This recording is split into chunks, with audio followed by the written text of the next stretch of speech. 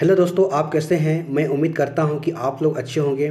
तो दोस्तों, आज हम लोग सब पॉलिटी में जो पिछले वीडियो में जो मैं आपको जो संविधान की प्रस्तावना या उद्देशिका के बारे में जो मैं पढ़ाया था, आज उसी टॉपिक से संबंधित एमसीक्यू क्वेश्चंस को करने वाले हैं। जो टोटल क्वेश्चन आपको 57 देखने को मिलेंगे। दोस्तों, यदि हमारे आप पुराने वाले वीडियो को थ्योरी वाले क्लास को नहीं देखे हैं तो पहले आप उस थ्योरी वाले क्लास को देख लें। उसके बाद आप इस एमसीक्यू क्वेश्चंस को लगाएं तो आपके लिए काफ़ी ज़्यादा हेल्पफुल होगा। दोस्तों, जैसा कि आपको पता है कि सबसे पहले मैं आपको थ्योरी पढ़ाता हूं एक शॉर्ट नोट्स की तरह, और उसके बाद मैं उसी टॉपिक से संबंधित एमसीक्यूज आपको क्वेश्चंस में करा देता हूं। दोस्तों, यदि आप थ्योरी और एमसीक्यू क्वेश्चंस के कम्बिनेशन से आप पढ़ते हैं तो इसमें क्या होता है कि जो चीज़ आप थ्योरी में छूट गई हो तो उसे आप एमसीक्यू क्वेश्चंस के माध्यम से आप उसको पूरा कर लेते हैं। तो दोस्तों, यही दो मंत्र ऐसे हैं जो किसी भी एग्ज़ाम्स के लिए आप आसानी से निकाल सकते हैं, ठीक है। और इसके सिवा और भी कोई तरीका नहीं है, क्योंकि अगर हर एक टॉपिक को आपको कंप्लीट करना है, अगर हर एक सब्जेक्ट को कंप्लीट करना है तो आप इसी ढंग से आपको करना पड़ेगा कि पहले आपको थ्योरी पेपर और उसी से संबंधित आपको उसी टॉपिक से रिलेटेड जो एमसीक्यू क्वेश्चन हैं आपको लगाने पड़ेंगे। तो इससे क्या होता है कि आप किसी भी एग्ज़ाम्स में आप अच्छे खासे क्वेश्चंस को सही करके आएंगे और इससे बाहर आपको क्वेश्चंस भी नहीं पूछे जाएंगे। तो दोस्तों, चलिए क्लास को स्टार्ट करते हैं और इस पे पहला क्वेश्चंस को देखते हैं। यदि हमारे आप थ्योरी वाले क्लास को देखे हैं तो आप इसके आंसर हमारे साथ बताते चलें, और अन्यथा यदि आपको इसके आंसर पता है तो अपने साथ एक नोटपैड और कलम ले लें और इसके आंसर को काउंट करते जाएं, और आप अंत में चेक कर सकते हैं कि आपको कितने सारे इनमें से क्वेश्चन सही हुए हैं। तो चल दोस्तों, क्लास को स्टार्ट करते हैं और इस पे पहला क्वेश्चन को देखते हैं। आप इसे बताने के प्रयास करेंगे, ठीक है। चलिए दोस्तों, यहाँ पर पहला क्वेश्चन को आप देख सकते हैं। पहला क्वेश्चन है कि भारतीय गणतंत्र की 26/1/1950 को सभी संवैधानिक व स्तुति स्थिति क्या थी जब संविधान लागू किया गया था, ठीक है। तो दोस्तों, इसमें यही बात कहा जा रहा है कि भारतीय जो गणतंत्र की 26 जनवरी 1950 को सही संवैधानिक वस्तु स्थिति क्या थी, ठीक है, जब संविधान लागू किया गया था। तो ऑप्शन दे रहा है लोकतंत्रात्मक गणतंत्र थी, या संपूर्ण प्रभुत्व संपन्न धर्मनिरपेक्ष लोकतंत्रात्मक गणराज्य था, या फिर संपूर्ण प्रभुत्व संपन्न लोकतंत्रात्मक गणराज्य था, या फिर संपूर्ण प्रभुत्व संपन्न समाजवादी धर्मनिरपेक्ष लोकतांत्रिक गणराज्य था। तो यही बताया जा रहा है दोस्तों। क्वेश्चन पूछा जा रहा है कि जब हमारा 26 जनवरी 1950 को जब संविधान को लागू किया गया था तो उस समय हमारा संविधान में क्या उस समय था। तो उस चीज़ को आप यहाँ ऑप्शंस के माध्यम से आंसर आप दे सकते हैं। चलिए, तो इसको बताने के प्रयास करेंगे कि 26 जनवरी 1950 को जब हमारा संविधान लागू हुआ तो उस समय चूँकि संवैधानिक वस्तु स्थिति क्या थी, ठीक है। तो आप इसके आंसर बताने के प्रयास करेंगे। तो देखिए दोस्तों, उस समय की अगर बात करें हम, जब हमारा संविधान लागू किया गया था तो उस समय की बात करें हम तो देख सकते हैं कि संपूर्ण प्रभुत्व संपन्न समाजवादी धर्मनिरपेक्ष और लोकतांत्रिक गणराज्य की यहाँ पर बातें की जा रही है, ठीक है। तो आप यहाँ पर जो है आप सी ऑप्शन यहाँ पर लगा दीजिएगा, ठीक है, कि संपूर्ण प्रभुत्व संपन्न लोकतांत्रिक गणराज्य की बातें यहाँ पर की जा रही है, ठीक है। तो इस चीज़ को यहाँ पर ध्यान में रखिएगा, ठीक है। दोस्तों, जैसा कि आपको पता है कि 26 जनवरी 1950 को भारतीय जो कि गणतंत्र की संवैधानिक वस्तु स्थिति जो कि क्या थी, तो इसी चीज़ को बताया जा रहा है कि संपूर्ण प्रभुत्व संपन्न लोकतांत्रिक गणराज्य थी, ठीक है। और समाजवादी पंथ निरपेक्ष और अखंडता की बात करें हम तो 42वें संविधान संशोधन 1976 के माध्यम से धारा 2 में इसको जोड़े गए थे, ठीक है। तो आप इस चीज़ को ध्यान में रखिएगा, ठीक है। चलिए, तो हम सब अगला क्वेश्चन को देखते हैं।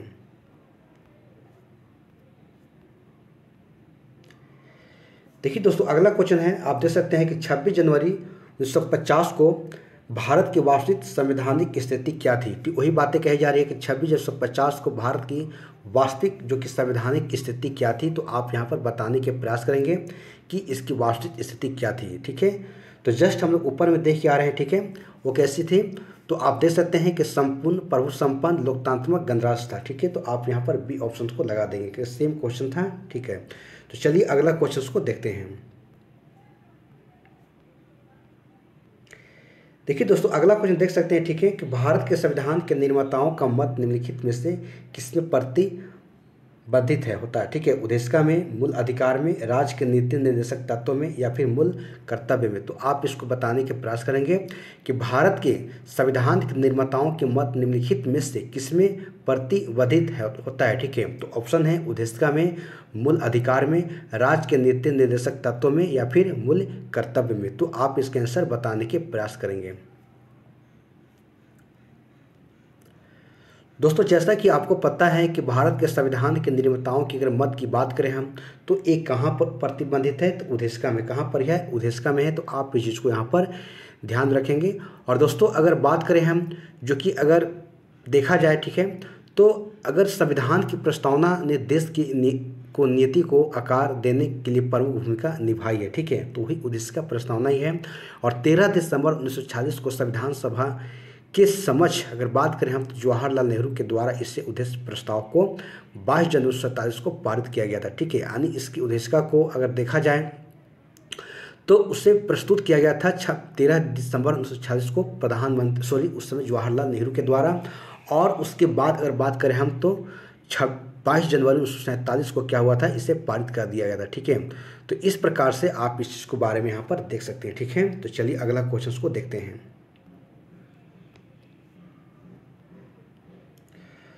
दोस्तों यहाँ पर अगला क्वेश्चन देख सकते हैं कि भारत के संविधान की प्रस्तावना में कितने प्रकार की न्याय, स्वतंत्रता, समानता एवं भ्रातृत्व की जो कि उल्लेख किया गया है। तो इसको आप क्रम से बताने की बातें यहाँ पर कही जा रही है, ठीक है। तो आप इसको बताने के प्रयास करेंगे कि भारत के संविधान की प्रस्तावना में कितने प्रकार के, जैसे कि न्याय हम बताए थे, न्याय हो गया, स्वतंत्रता हो गया। यहाँ पर दोस्तों यहाँ पर अलग कर दीजिएगा, ठीक है। जैसे न्याय अलग है, स्वतंत्रता अलग है। न्याय हो गया, स्वतंत्रता हो गया, समानता हो गया और भ्रातृत्व की बताया गया, ठीक है। तो आपको मैं बताया था कि भारत के संविधान में कितने प्रकार की न्याय के बारे में कहा गया है और कितने प्रकार की स्वतंत्रता के बारे में कहा गया है और समानता और प्रभुत्व को कहा गया। तो इसको आप बताने के प्रयास करेंगे।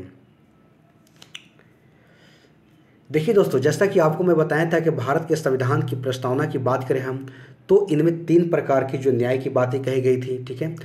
तो आप देख सकते हैं सामाजिक, आर्थिक और राजनीतिक जो न्याय के बारे में कहा गया था।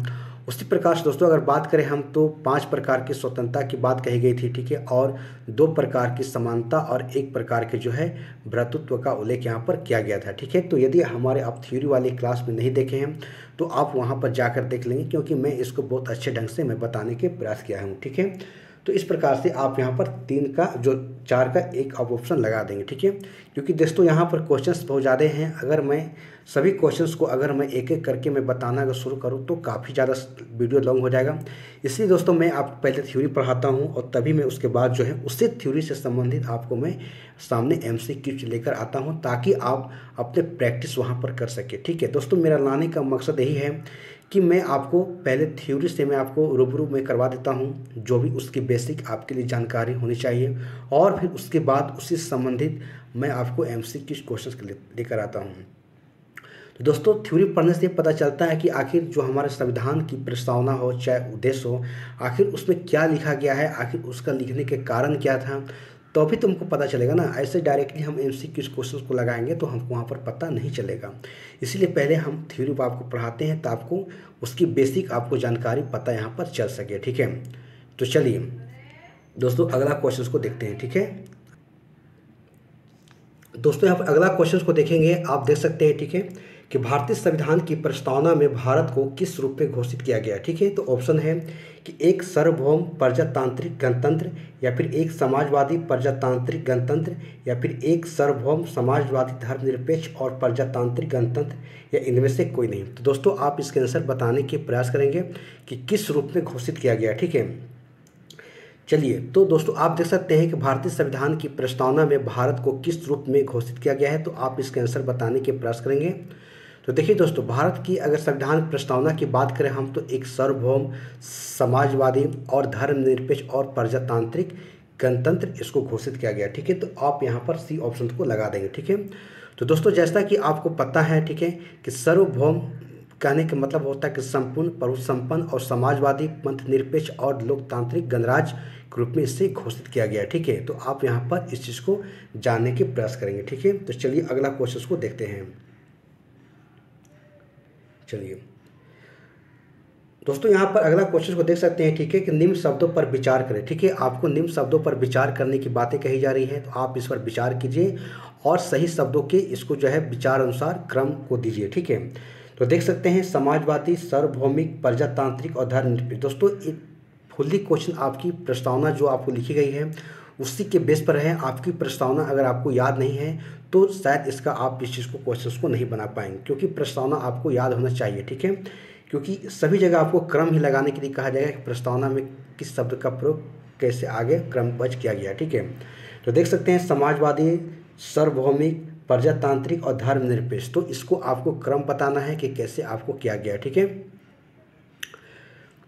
तो इसके आप पहले बताने के प्रयास करेंगे। ऑप्शन दिया हुआ कि ऑप्शन ए देख सकते हैं कि पहले सी है, ए है, डी है, बी है, उसी प्रकार से आप इसका आप बता सकते हैं। ठीक है, तो चलिए दोस्तों इसको हम लोग देखने के प्रयास करेंगे कि सबसे पहले अगर बात करें तो समाजवादी शब्द का प्रयोग किया गया है और समाजवादी शब्द का सबसे पहले प्रयोग किया गया है।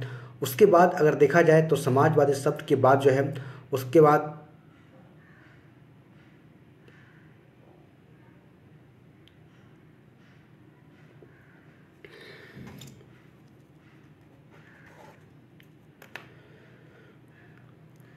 दोस्तों यहाँ पर 7 नंबर क्वेश्चन को देखेंगे कि निम्न शब्दों पर विचार करें, जैसे कि समाजवादी, सार्वभौमिक, प्रजातांत्रिक, धर्मनिरपेक्ष। सही शब्दों को जो है विचार अनुसार क्रम दीजिए। ठीक है, तो आप ऑप्शन के सहारे इसको आप दे सकते हैं। ठीक है, तो आप इसको बताने के प्रयास करेंगे कि किस रूप में इस क्रम को बताया गया। ठीक है, तो आप इसको आंसर देने के प्रयास करेंगे। देखिए दोस्तों अगर ऑप्शन के सहारे अगर बात करें हम तो ऑप्शन अगर ए की बात करें हम तो सबसे पहले देखें तो सार्वभौमिक है, उसके बाद समाजवादी है, उसके बाद धर्मनिरपेक्ष है और उसके बाद जो है क्या है प्रजातांत्रिक है। तो आप इसी क्रम में आप उसको याद रखना है। ठीक है, तो चलिए अगला क्वेश्चन को यहाँ पर देखते हैं।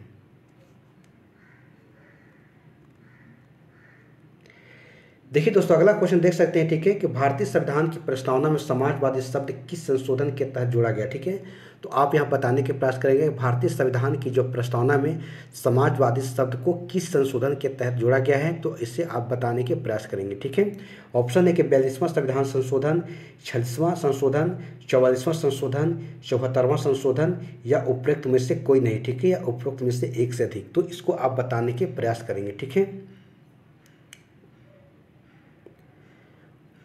देखिए दोस्तों जैसा कि आपको पता है कि 42वें संविधान संशोधन जो 1976 के द्वारा भारतीय संविधान की प्रस्तावना में समाजवादी, पंथनिरपेक्ष और अखंडता शब्द को जोड़ा गया। ठीक है, तो आप यहाँ पर देख सकते हैं, इसको आप याद कर दीजिएगा पास के नाम से। ठीक है, तो पास के नाम से आप इसको याद कीजिएगा, पंथनिरपेक्ष हो गया, अखंडता हो गया और समाजवादी शब्द को जोड़ा गया। ठीक है, तो कौन सा 42वें संविधान संशोधन के माध्यम से। ठीक है, तो आप यहाँ पर इस चीज़ को याद कर लीजिएगा। ठीक है, चलिए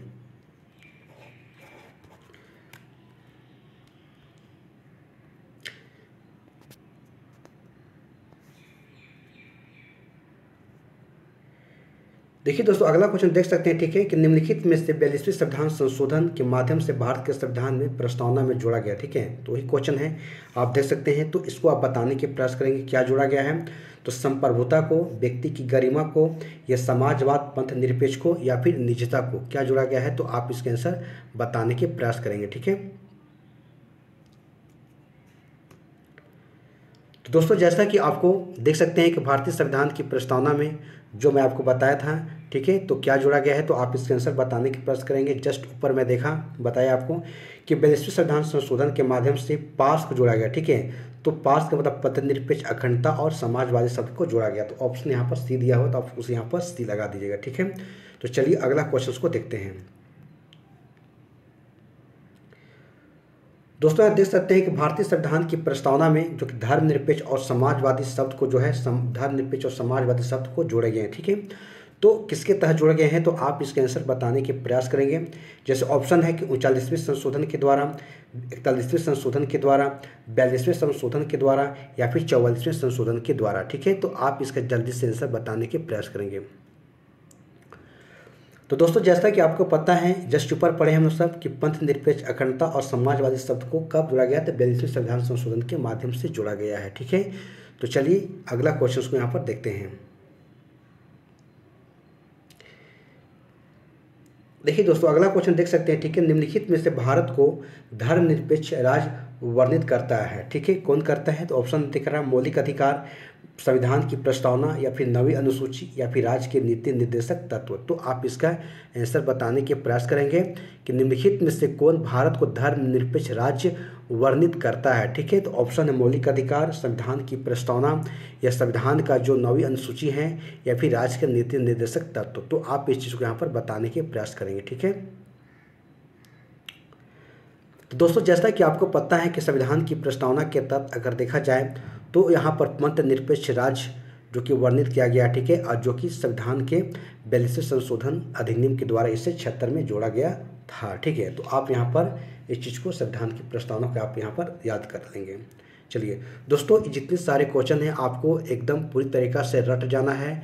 अगर एग्ज़ाम में अगर लगता है कि 2025 में मुझे नौकरी की आवश्यकता है तो दोस्तों मैं जो भी मैं आपको पढ़ाऊँगा उस आपके लिए काफ़ी इम्पोर्टेंट है। ठीक है, और इससे आपके क्वेश्चन डायरेक्टली एग्जाम में फंसेंगे। ठीक है, क्योंकि मैं एक ऐसा सीरीज में पढ़ा रहा हूँ दोस्तों, अगर चाहता तो मैं भी डायरेक्टली एमसीक्यू क्वेश्चंस को लेकर आ जाता, तो नहीं, पहले मैं आपको थ्योरी पढ़ा रहा हूँ और उसी थ्योरी के जस्ट आपको नीचे आपको एमसीक्यू क्वेश्चन आपको प्लेलिस्ट में बने हुए दिखेंगे तब जबकि आपको इधर उधर कहीं और प्लेलिस्ट में जाने की ज़रूरत नहीं पड़ेगी।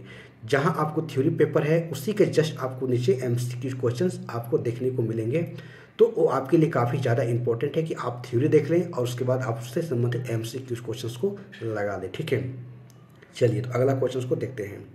तो इससे कौन सा जो शब्द है सन 1975 में भारतीय संविधान की प्रस्तावना में सम्मिलित नहीं था। ठीक है, तो आप देख सकते हैं कि 1975 में सम्मिलित नहीं था। बातें कही जा रही है जैसे कि बंधुत्व, समानता, संप्रभु और अखंडता। तो आप यहाँ पर बताने के प्रयास करेंगे कौन सा शब्द जो कि 1975 में जो कि भारतीय संविधान की प्रस्तावना में सम्मिलित नहीं था। ठीक है, तो आप यहाँ पर बताने के प्रयास करेंगे। ठीक है, तो चलिए तो इसका आप आंसर बताने के प्रयास करेंगे। तो दोस्तों जैसा कि आपको पता है कि 42वें संविधान संशोधन 1976 के माध्यम से कब 1976 के माध्यम से पास यानी कि पंथ निरपेक्ष, अखंडता और समाजवादी शब्द को जोड़ा गया था। तो आप देख सकते हैं कि ऑप्शन में दे रहा है कौन सा, तो 1975 की बातें हो रही। 1975 में क्या हुआ, अखंडता शब्द यहाँ पर नहीं था क्योंकि अखंडता की 1976 में 42वें संविधान संशोधन के माध्यम से इसे जोड़ा गया था। ठीक है, तो आप इस चीज़ को यहाँ पर याद रखिएगा। ठीक है, तो चलिए अगला क्वेश्चन को देखते हैं। दोस्तों यहाँ पर अगला क्वेश्चन देख सकते हैं। ठीक है, कि 42वें संशोधन के द्वारा प्रस्तावना में जोड़े गए। ठीक है, तो समाजवाद, ग्राम स्वराज, पंथ निरपेक्ष या फिर संपूर्ण प्रभुत्व संपन्न। ठीक है, तो सही उत्तर का चयन नीचे दिए गए कूटों के उपयोग से कीजिए। तो आप इसके आंसर बताने के प्रयास करेंगे। ठीक है, कि कौन सा शब्द जो है इससे जोड़े गए हैं। ठीक है,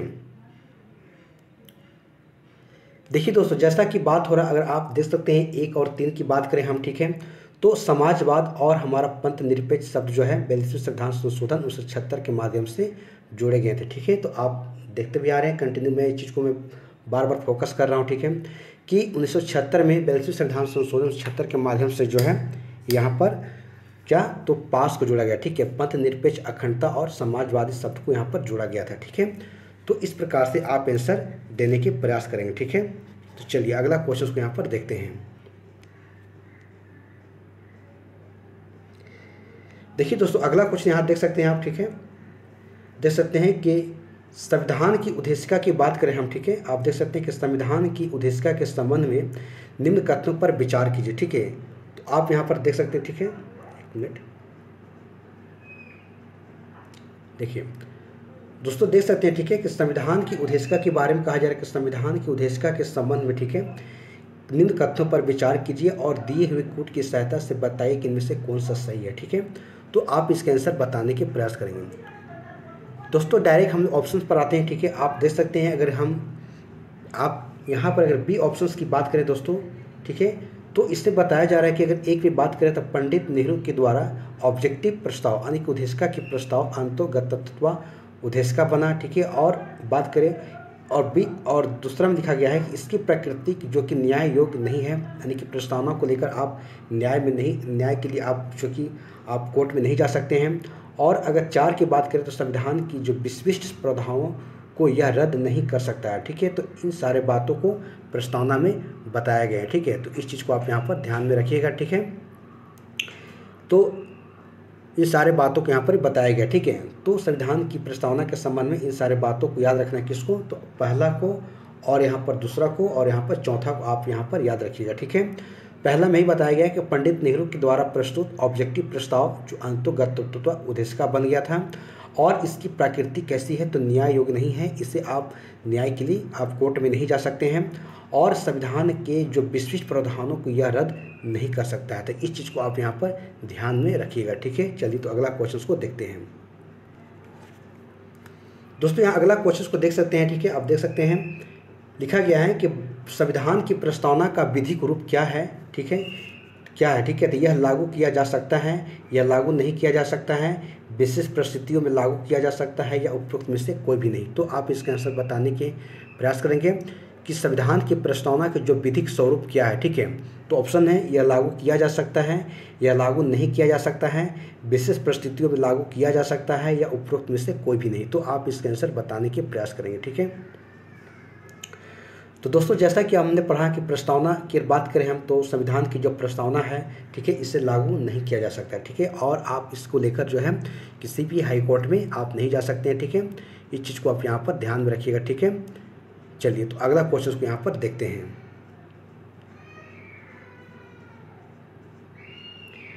देखिए दोस्तों अगला क्वेश्चन है कि भारतीय संविधान की उद्देशिका में संशोधन किया जा सकता है, ठीक है। आप ऑप्शन देख सकते हैं कि भारतीय संविधान की उद्देशिका में संशोधन किया गया था, ठीक है, आप देख सकते हैं। तो पहला है कि 17वें संशोधन के द्वारा, 24वें जो कि संशोधन के द्वारा, या फिर 42वें संशोधन के द्वारा, या फिर 44वें संशोधन के द्वारा, ठीक है। तो दोस्तों इसका बताने के प्रयास करेंगे, ठीक है। तो दोस्तों जैसा कि आपको पता है, ठीक है, कि 42वें संविधान संशोधन 1976 के माध्यम से समाजवादी, पंथ निरपेक्ष और अखंडता शब्द को जोड़ा गया था। तो कहीं ना कहीं इसमें तो संशोधन तो किया गया था। तो इस चीज़ को आप यहाँ पर ध्यान रखिए, कब तो 42वें संविधान संशोधन के माध्यम से, ठीक है, प्रस्तावना में संशोधन किया गया था 1976 में, ठीक है। और यहाँ पर 3 शब्द जोड़ा गया था, क्या तो पंथ निरपेक्ष, अखंडता और समाजवादी शब्द को, ठीक है। तो चलिए अगला क्वेश्चन को देखते हैं। दोस्तों यहाँ देख सकते हैं अगला क्वेश्चन है, ठीक है, कि समाजवादी शब्द जो उद्देशिका में जोड़ा गया, ठीक है। तो वही बातें यहाँ पे कहा जा रहा है दोस्तों कि समाजवादी शब्द उस उद्देशिका में जोड़ा गया था 42वें संविधान संशोधन के माध्यम से। तो बस इसका एक ऑप्शन ही यहाँ पर है, आप इसको लगाकर यहाँ पर निकल जाएंगे, ठीक है। तो चलिए दोस्तों यहाँ पर देख सकते हैं अगला क्वेश्चन कि जो भारतीय संविधान की प्रस्तावना की बात करें हम तो समाजवादी शब्द किस संशोधन के द्वारा यहाँ पर जोड़ा गया, ठीक है, यह लाया गया। तो भारतीय संविधान की प्रस्तावना में समाजवादी शब्द किस संशोधन के द्वारा लाया गया था, ठीक है। तो ऑप्शन है कि 32वां संविधान संशोधन के द्वारा, 42वां संविधान संशोधन के द्वारा, या 44वां संविधान संशोधन के द्वारा, या फिर 74वां संविधान संशोधन के द्वारा, ठीक है। तो दोस्तों जैसा कि आपको पता है, पढ़ते भी आ रहे हैं, ठीक है, कि 42वें संविधान संशोधन के माध्यम से जो है यहाँ पर लाया गया था, ठीक है। तो आप यहाँ पर बी ऑप्शन को यहाँ पर लगा दीजिएगा, ठीक है। तो चलिए अगला क्वेश्चन को देखते हैं। दोस्तों यहाँ पर 32 नंबर के क्वेश्चन को देख सकते हैं, ठीक है। क्वेश्चन है आप देख सकते हैं कि 26 नवंबर 1949 को अंगीकृत जो भारतीय संविधान की प्रस्तावना शब्द में सम्मिलित नहीं था, ठीक है। यानी कि बताया जा रहा है कि 26 नवंबर 1949 को जब हमारे संविधान को अंगीकृत किया गया था तो भारतीय संविधान की प्रस्तावना में यहाँ पर शब्द उल्लेख नहीं था, ठीक है। तो ऑप्शन है समाजवादी, अखंडता, पंथ निरपेक्ष और गणराज्य। तो आप यहाँ पर बताने के प्रयास करेंगे, ठीक है, कि कौन सा शब्द उस समय नहीं था जब हमारा संविधान को क्या किया गया था, अंगीकार किया गया था, ठीक है। तो आप यहाँ पर बताने के प्रयास करेंगे, ठीक है। तो दोस्तों जैसा कि आपको पता है, मैं बार बार बताते आ रहा हूँ, ठीक है, कि 42वें संविधान संशोधन 1976 के माध्यम से 3 शब्द जोड़ा गया, ठीक है। कौन कौन, तो समाजवादी, अखंडता और पंथ निरपेक्ष शब्द को जोड़ा गया। तो जाहिर सी बात है ये 3 ही नहीं होगा, ठीक है। तो इस प्रकार से ऑप्शन यहाँ पर ए लगा दीजिएगा, ठीक है। तो चलिए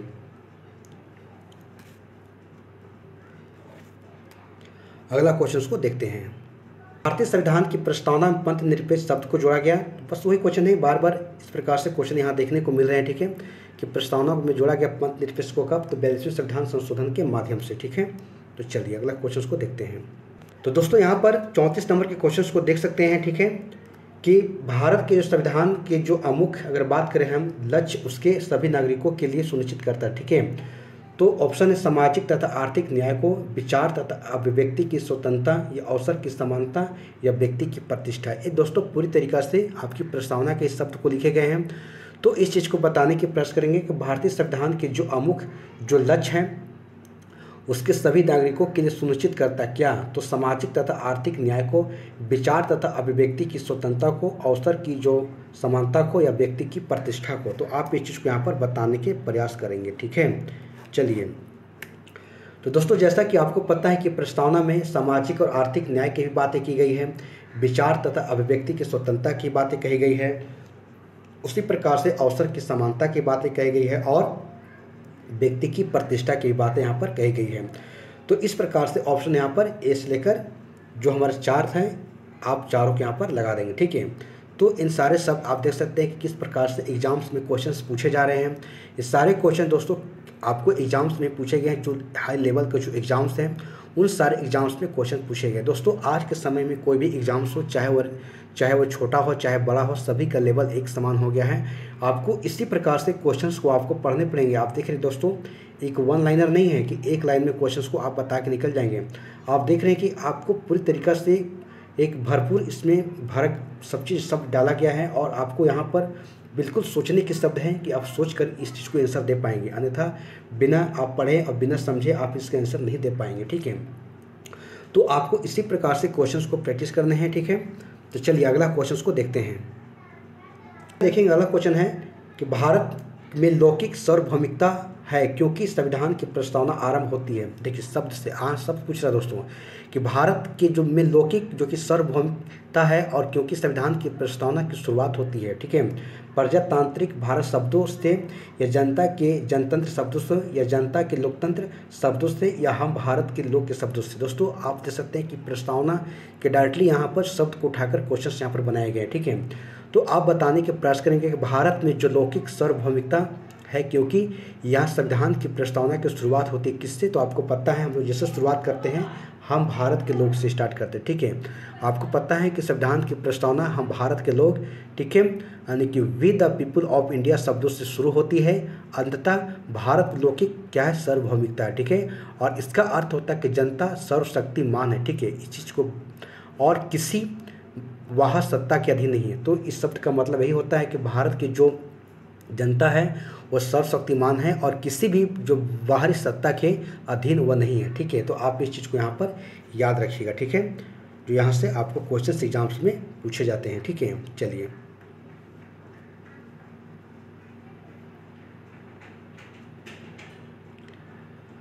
दोस्तों यहाँ पर अगला क्वेश्चन को देख सकते हैं। क्वेश्चन है कि हम भारत के लोग, ठीक है, कि we the people of India शब्दों का प्रयोग भारतीय संविधान में कहाँ पर किया गया, ठीक है। देखिए क्वेश्चन पूछ रहा है। ऑप्शन है नीति निर्देशक सिद्धांत में या फिर नागरिकता में या फिर मौलिक अधिकार में या संविधान की प्रस्तावना में, ठीक है। तो जस्ट हम पढ़ते आ रहे हैं कहाँ पर? तो संविधान की प्रस्तावना में, ठीक है।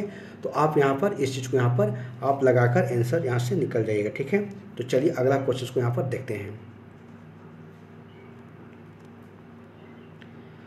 दोस्तों अगला क्वेश्चन देख सकते हैं, ठीक है, कि सभी व्यक्ति पूर्णता और समान रूप से मानव है, ठीक है। इस सिद्धांत को जाना जाता है, ठीक है, कैसे? सार्वभौमिकता, समाजवाद, समसृष्टिवाद या फिर अंतःक्रियावाद। तो आप इसका आंसर बताने के प्रयास करेंगे, ठीक है। चलिए क्वेश्चन दोस्तों कि सभी व्यक्ति पूर्णता और समान रूप से मानव है और यह सिद्धांत जाना जाता है कैसे? सार्वभौमिकता या समसृष्टिवाद या समाजवाद या फिर अंतःक्रियावाद। तो आप इसका आंसर बताने के प्रयास करेंगे। तो दोस्तों जैसा कि पता है कि आपको अगर सार्वभौमिकता की बात करें हम, तो सार्वभौमिकता के मतलब है दोस्तों कि यहाँ पर देख सकते हैं, ठीक है, कि सभी व्यक्ति जो कि पूर्णता और समान रूप से मानव है, इस बात को यहाँ पर सार्वभौमिकता के नाम से जाना जाता है। और इस सिद्धांत के अनुसार दोस्तों सभी व्यक्ति को उनके मानव अधिकार का जो समान रूप से बिना किसी भेदभाव के उपलब्ध होने चाहिए। यानी कि यहाँ पर बिना किसी भेदभाव की बातें कही जा रही है, समान तरीके से सभी को एक अधिकार समान रूप से देने की बातें यहाँ पर कही जा रही है, ठीक है। तो इस शब्द का मतलब यही हो गया। तो चलिए अगला क्वेश्चन को देखते हैं। दोस्तों यहाँ पर देख सकते हैं अगला क्वेश्चन है कि भारत के संदर्भ में जो धर्मनिरपेक्ष शब्द का सही व्यक्त करता है कौन सा, ठीक है। तो देख सकते हैं कि भारत में अनेक धर्म है या भारतीयों को धार्मिक स्वतंत्रता प्राप्त है या फिर धर्म अनुपालन व्यक्ति की इच्छा पर निर्भर करता है या भारत में राज्य का कोई धर्म नहीं है, ठीक है। तो आप यहाँ पर इस चीज़ को बताने के प्रयास करेंगे कि भारतीय संविधान की जो यहाँ पर बताई गई है धर्मनिरपेक्षता शब्द का सही व्यक्त कौन सा करता है, ठीक है। तो आप इसके आंसर बताने के प्रयास करेंगे। देखिए तो जैसा कि आपको पता है कि भारत में राज्य का कोई धर्म नहीं है। राज्य का मतलब सरकार जो देश है उसका कोई धर्म नहीं है।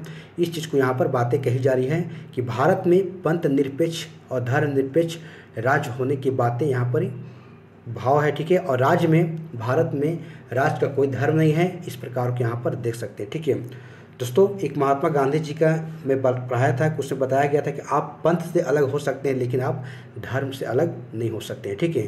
तो इस चीज़ को महात्मा गांधी जी ने बात को कहे थे, ठीक है। तो चलिए अगला क्वेश्चन को देखते हैं।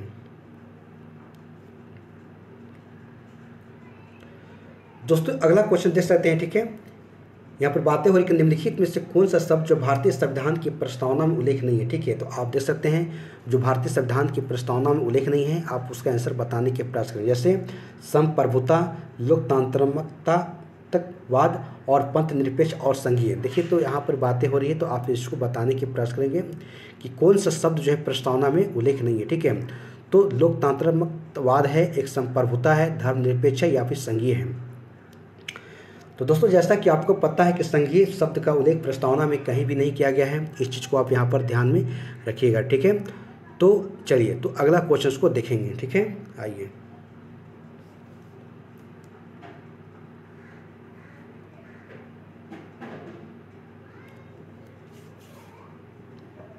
देखिए दोस्तों अगला क्वेश्चन देख सकते हैं, ठीक है, कि निम्नलिखित में से कौन सा जो शब्द है भारत के संविधान की उद्देशिका में नहीं है, ठीक है। तो आप देख सकते हैं समाजवादी, प्रभुत्व संपन्न, पंथ निरपेक्ष और लोक कल्याण। तो आप बताने के प्रयास करेंगे कि कौन सा शब्द है जो कि प्रस्तावना में उल्लेख नहीं है, ठीक है। जब आप प्रस्तावना को पढ़ेंगे तो आपको पता चलेगा कि कौन सा शब्द प्रस्तावना में है या नहीं है, ठीक है। ऐसे आपको पता नहीं चलेंगे। तो पहले आपको प्रस्तावना को याद करना पड़ेगा। आप जैसे भी याद करना चाहते हैं जिस तरीके से आप उसको याद कर लीजिएगा, ठीक है। चलिए देखिए दोस्तों निम्नलिखित में से कौन सा शब्द बताया जा रहा है, कौन सा नहीं है, तो आप इसके बताने के प्रयास करेंगे। तो दोस्तों यहाँ पर लोक कल्याण की बातें हो रही, ठीक है। तो लोक कल्याण की बातें हो रही, जबकि लोक कल्याण जो है हमारे प्रस्तावना में नहीं है। आप इस चीज़ को यहाँ पर ध्यान में रखिएगा, ठीक है। जबकि प्रस्तावना की बात करें दोस्तों तो प्रस्तावना में प्रभुत्व संपन्न, समाजवादी, पंथ निरपेक्ष और लोकतांत्रिक गणराज्य शब्द का उल्लेख किया गया, ठीक है।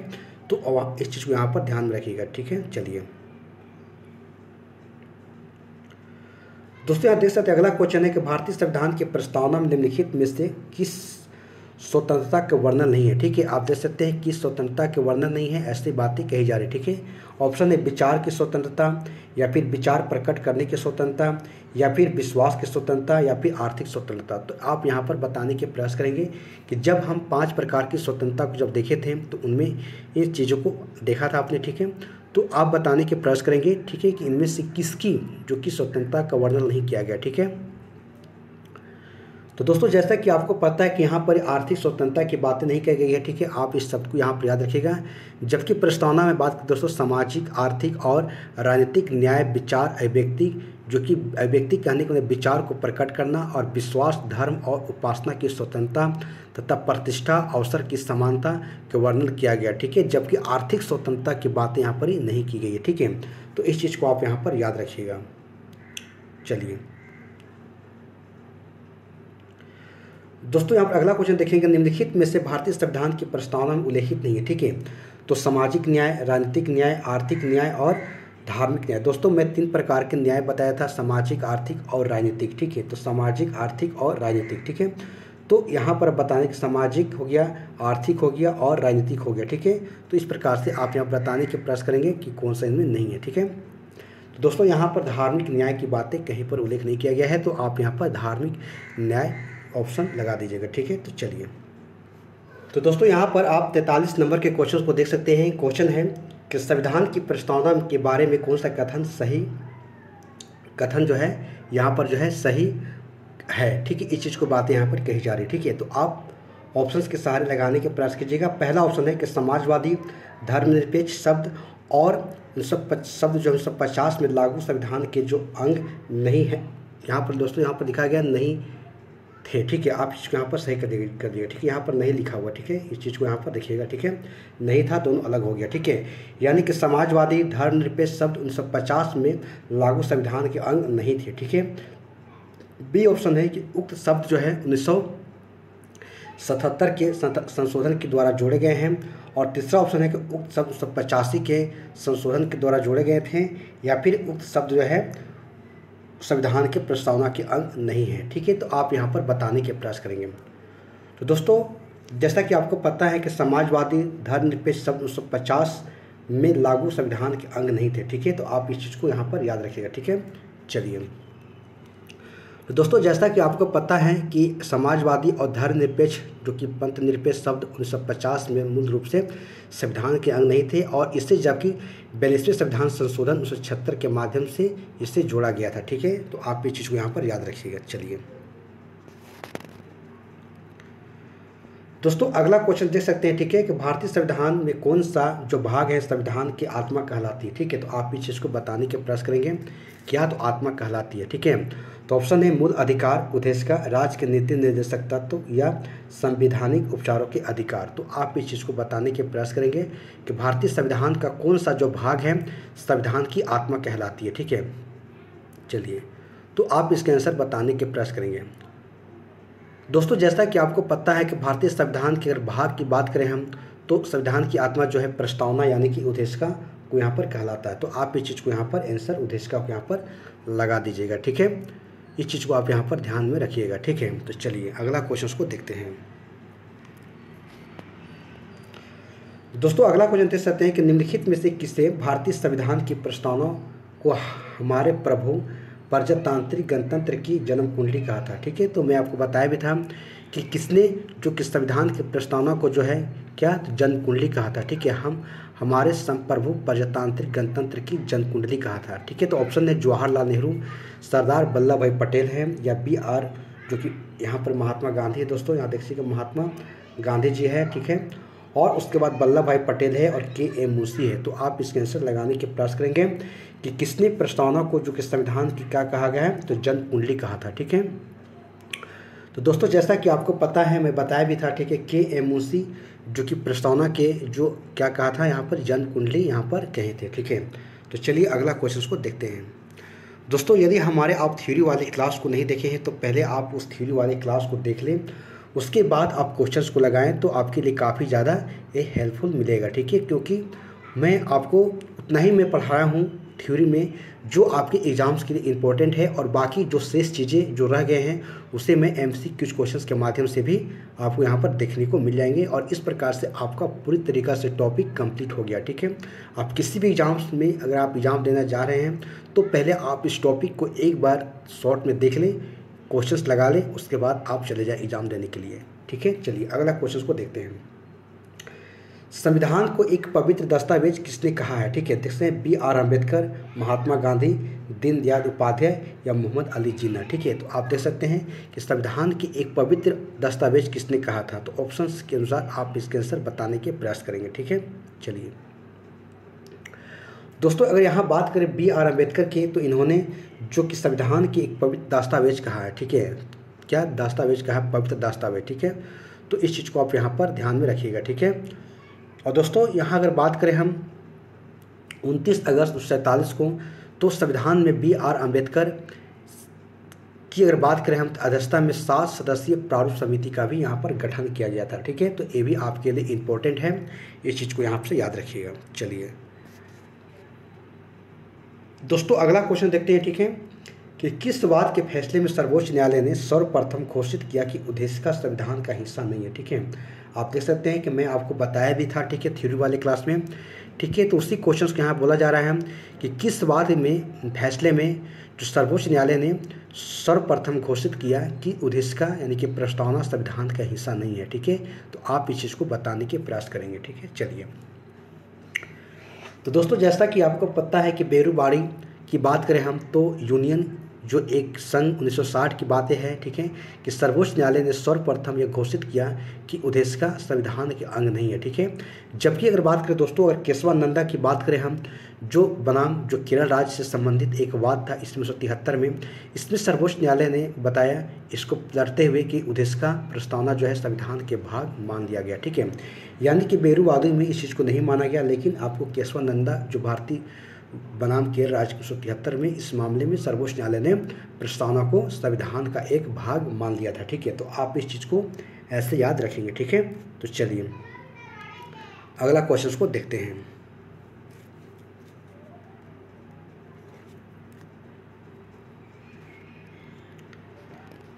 दोस्तों अगला क्वेश्चन देख सकते हैं आप। ठीक है, कि निम्नलिखित में से किस वाद में उच्चतम न्यायालय ने धारणा प्रस्तुत की कि उद्देशिका संविधान के भाग है। ठीक है, बस वही क्वेश्चन दोस्तों अभी जस्ट हम ऊपर देखते आ रहे हैं। ठीक है, कि किस भाग में इस बात को कहा था। ठीक है, तो यूनियन ऑफ इंडिया बनाम कोहली, या फिर बनारसी दास बनाम स्टेट ऑफ यूपी सामान्य, या फिर बम्बई बनाम यूनियन ऑफ इंडिया, या फिर मलक सिंह बनाम स्टेट ऑफ पंजाब। तो आप इसके आंसर बताने के प्रयास करेंगे। दोस्तों अगर इस प्रश्नगत के अनुसार अगर बात करें हम, तो आप देख सकते हैं कि बम्बई बनाम यूनियन ऑफ इंडिया की बात करें हम, तो इसमें अगर देखा जाए तो उच्चतम न्यायालय ने कहा कि अब जो उद्देशिका है संविधान के भाग हैं। ठीक है, और इस प्रकार से यहाँ देख सकते हैं तथा पंथ निरपेक्ष संविधान के मूल लक्षण हैं। और केशवानंदा भारती जो कि बनाम की अगर बात करें हम, तो राज्य के मामले में बहुमत दिए गए कि निर्णय में उद्देशिका संविधान के भाग माना गया था। ठीक है, तो इस प्रकार से आप जो है बम्बई बनाम यूनियन ऑफ इंडिया के यहाँ पर याद रखेंगे। इसमें भी जो कि उच्चतम न्यायालय ने प्रस्तुत किया कि उद्देशिका संविधान के भाग है। ठीक है, तो चलिए दोस्तों यहाँ पर देख सकते हैं 49 नंबर क्वेश्चन दिखा रहा है। ठीक है, कि निम्नलिखित विवादों में से किसमें सर्वोच्च न्यायालय में प्रस्तावना के भारतीय संविधान की मौलिक संरचना को भाग को स्वीकार किया गया। ठीक है, तो आप देख सकते हैं मौलिक संरचना के स्वीकार किया गया है, तो ऑप्शन है। ठीक है, बेरुवादी जो कि विवाद है, के गोपालन विवाद है, और प्री पर्स विवाद है। ठीक है, और इस प्रकार से केशवानंदा भारती विवाद है। ठीक है, तो आप यहाँ से बताने के प्रयास करेंगे कि बेरुवाड़ी विवाद है, एक गोपालन विवाद है, केशवानंदा भारती विवाद है, या प्री पर्स विवाद है। तो किस विवाद में सर्वोच्च न्यायालय ने प्रस्तावना को भारतीय संविधान की मौलिक संरचना का भाग को स्वीकार किया गया। ठीक है, तो आप यहाँ पर बताने के प्रयास करेंगे। तो दोस्तों जैसा कि अभी जस्ट हमने देखा कि केशवानंदा भारतीवाद की बात करें हम, ठीक है, जो 1973 के मामला है केरल राज्य का है। ठीक है, तो इसमें सर्वोच्च न्यायालय ने प्रस्तावना को जो कि भारतीय संविधान की मौलिक संरचना के भाग को स्वीकार किया। ठीक है, तो आप इस चीज़ को यहाँ पर याद कर सकते हैं। ठीक है दोस्तों, ये सारे क्वेश्चंस आपको हर प्रकार से जैसे भी आपको याद करना है आप इसको रट लें। ठीक है, चलिए देखिए दोस्तों अगला क्वेश्चन देख सकते हैं। ठीक है, कि भारतीय जो कि संविधान की प्रस्तावना में जिन आदर्शों एवं उद्देश्यों की रूपरेखा दी गई है उसकी व्याख्या की गई है। ठीक है, आप देख सकते हैं कि व्याख्या की गई है, उनकी व्याख्या की गई है, जैसे कि मूल अधिकारों के अध्याय में किया गया है, या फिर राज्य के नीति निर्देशक सिद्धांतों के अध्याय में किया गया है, या मूल अधिकार राज्य के नीति सिद्धांतों और मौलिक कर्तव्यों के अध्याय में किया गया है, या संविधान के पाठ में कहीं नहीं है। ठीक है, तो आप इस चीज़ को बताने की प्रयास करेंगे। ठीक है, कि संविधान की प्रस्तावना कहाँ पर उल्लेख किया गया। ठीक है,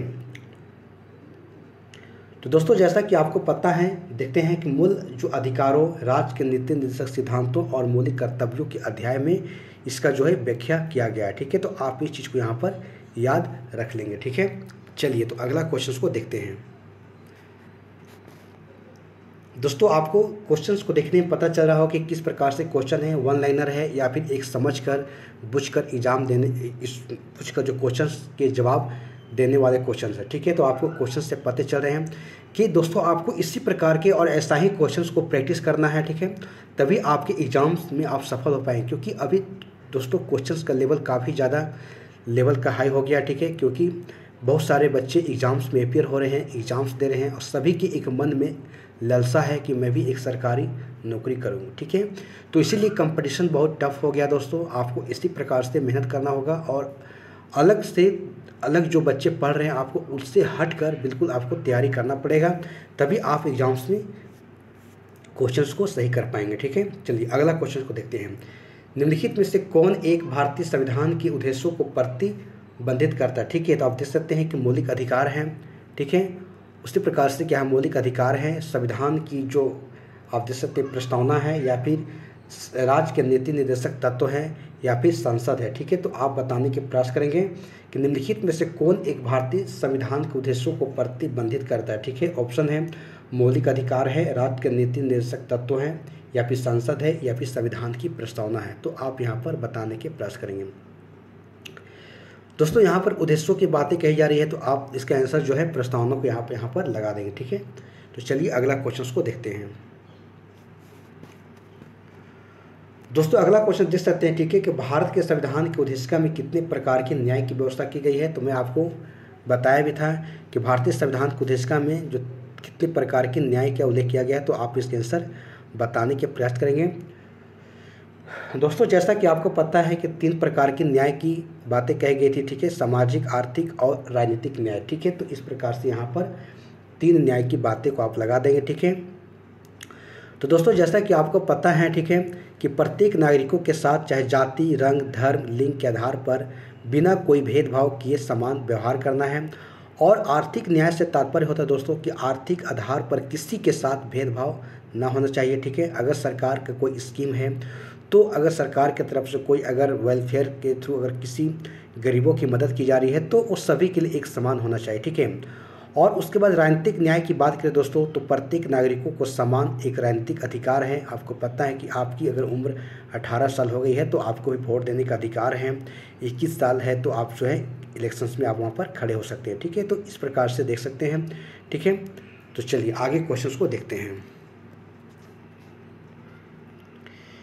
देखिए दोस्तों अगला क्वेश्चन देख सकते हैं। ठीक है, कि भारतीय संविधान की प्रस्तावना में अगर बात करें हम, तो इसके सभी नागरिकों की बात करें, इसके सभी नागरिकों की बात करें हम, नागरिकों के कौन कौन से न्याय प्रदान की व्यवस्था की गई। ठीक है, वही न्याय की बातें कही जाए दोस्तों। जस्ट हमने ऊपर देखा कि 3 प्रकार के न्याय की बातें कही गई थी। ठीक है, तो आप इसको आसानी से लगा सकते हैं।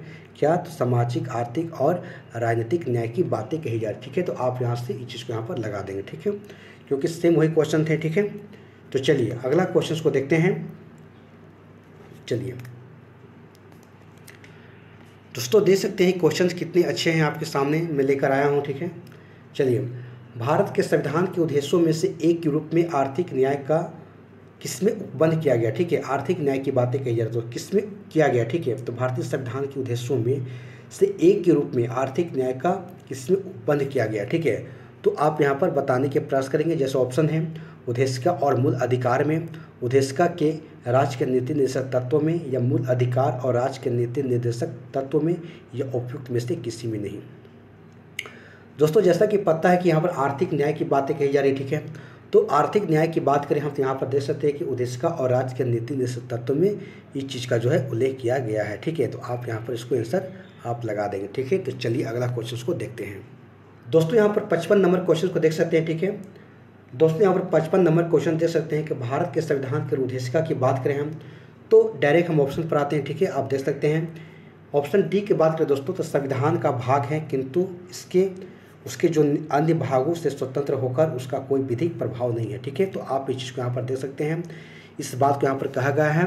ठीक है, और इसमें ये भी बताया गया दोस्तों कि केशवानंदा, जो कि भारतीय बनाम केरल राज्य 1973 में सर्वोच्च न्यायालय की जो बृहद संविधान की पीठ ने यह निर्णय दिया कि उद्देशिका संविधान के भाग है। ठीक है, और ऐसा सर्वोच्च न्यायालय में इन की बात करते बेरुवादी जो 1960 का जो मामला था, उसमें अगर देखा जाए तो निर्णय में उद्देशिका के भारत के जो कि भाग नहीं है, इस चीज़ को वहाँ पर पलटते हुए यहाँ पर जवाब दिए गए थे। ठीक है, तो इस प्रकार से दोस्तों जो कि उद्देशिका संविधान की भाग है तथा संविधान के अन्य भागों को निर्वचन में इसकी सहायता की जरूरत हो सकती है। ठीक है, तो इस प्रकार से आप यहाँ पर इस चीज़ को याद रखिए। ठीक है, तो चलिए अगला क्वेश्चन को देखते हैं। दोस्तों यहाँ पर 56 नंबर क्वेश्चन देख सकते हैं कि संविधान में दिया गया आमुख। ठीक है, तो आप देख सकते हैं क्या है, तो न्याय में लागू नहीं है। ठीक है, न्यायालय में लागू नहीं है, या फिर महत्वपूर्ण है और उसकी उपयोगिता है, या फिर शासन करने के उद्देश्यों को उल्लेखित करता है, या फिर संविधान के कानूनी अर्थ निर्णय में सहायता करता है। नीचे दिए गए कूट में से सही उत्तर का चयन करें। ठीक है, तो इस चीज़ को आप बताने के प्रयास करेंगे। ठीक है, तो देखिए, ठीक है, कि संविधान में दिया गया आमुख, ठीक है, क्या है, तो न्याय में लागू नहीं है। ठीक है, और महत्वपूर्ण है और उसकी उपयोगिता शासन करने के उद्देश्यों को उल्लेखित करता है, या फिर यहाँ देख सकते हैं, ठीक है, कि शासन करने के उद्देश्यों को उल्लेखित करता है, या संविधान की कानूनी जो कि अर्थ निर्णय में सहायता करता है। तो आप यहाँ पर बताने के प्रयास करेंगे। ठीक है दोस्तों, अगर बात करें हम ऑप्शन, अगर देख सकते हैं, ठीक है, ऑप्शन हम बात करें हम, ठीक है, तो अगर यहाँ पर देखें हम विकल्प सी और डी को बात करें हम, ठीक है, आप देख सकते हैं, ठीक है, यहाँ सी और डी की बात करें हम, तो 1 2 3 या फिर ये सभी यहाँ पर बातें कही जा रही है, ठीक है। तो इस चीज़ को आप यहाँ पर लगाने के प्रयास करेंगे कि न्यायालय में लागू नहीं होता है, महत्वपूर्ण है और इसकी उपयोगिता है, शासन करने के उद्देश्यों को लिखित करता है और संविधान के कानूनी अर्थ निर्णय में सहायता करता है। तो इस चीज़ को आप यहाँ पर याद रखिएगा, ठीक है, कि जो भारतीय संविधान की जो आमुख को उद्देशिका ही कहा गया, ठीक है, यानी कि उद्देशिका ही कहा गया, प्रियम्बल कहा गया, ठीक है। तो उद्देशिका संबंधी जो कि सभी जो भी आपको ऑप्शंस दिए गए हैं, सभी ऑप्शंस क्या है यहाँ पर सही है। आप देख सकते हैं कि न्यायालय में लागू नहीं होता है, महत्वपूर्ण है और इसकी उपयोगिता है, और शासन करने के उद्देश्यों को लिखित करता है, उसी प्रकार से संविधान के कानूनी अर्थ निर्णय में यहाँ पर सहायता करता है। इसलिए यहाँ पर जो है सभी को आप लगा दीजिएगा, ऑल ऑफ दिस कर दीजिएगा, ठीक है। चलिए तो अगला क्वेश्चन को देखते हैं।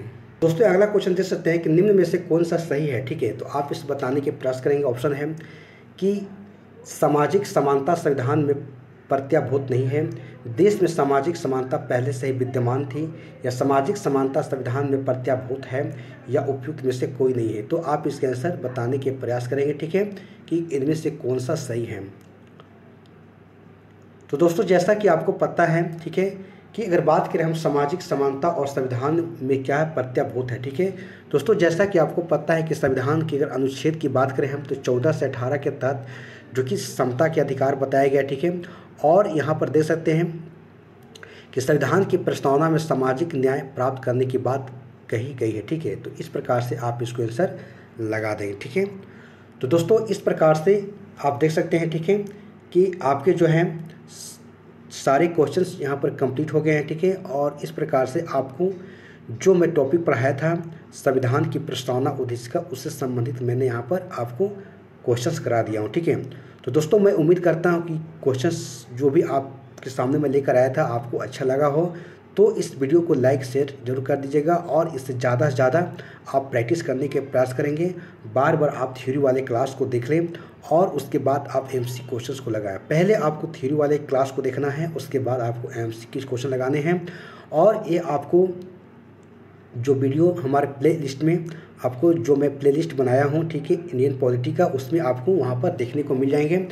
पहले आपको थ्योरी वाले मिलेंगे, उसके बाद जस्ट उसी का नीचे आपको इसके एमसीक्यू क्वेश्चंस वाले वीडियो मिल जाएंगे, ठीक है। तो आपके लिए काफ़ी ज़्यादा आसान हो जाएंगे ढूंढने में, तो आप उसको देखने के प्रयास करेंगे, ठीक है। तो चलिए दोस्तों अगले वीडियो में एक नए टॉपिक के साथ आपसे मुलाकात होगी। तब तक के लिए हमारे वीडियो को लाइक करें, शेयर करें और ज़्यादा से ज़्यादा इसे शेयर करने के प्रयास करेंगे। चलिए तो जय हिंद, जय भारत।